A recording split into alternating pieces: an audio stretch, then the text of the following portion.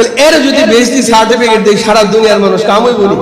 আব্দুল কাদের জিলানী যদি কবর থেকে আইসা বলে হ্যাঁ উনি তো একদম বেহেশতি মানুষ, বেহেশতে যাওয়ার অধিকার আছে, আর বেহেশতে যাওয়ার অধিকার তো তোমার দূরে থাকার কথা, যুক্তরাষ্ট্রে যাওয়ার তোমার অধিকার নাই। কথা বল ঠিক কিনা?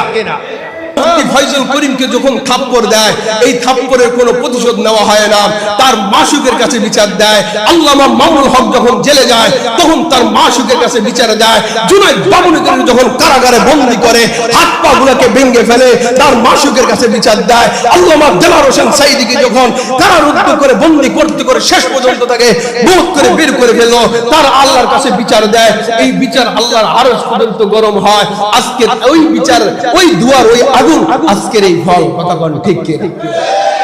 আবার এমন এক নেতৃত্ব নেতা চাই ওমরের মতো খলিফা প্রতিষ্ঠিত করবে, রাষ্ট্র চালাবে, আর আমরা হক কথাগুলা, জিহাদের কথাগুলা আমরা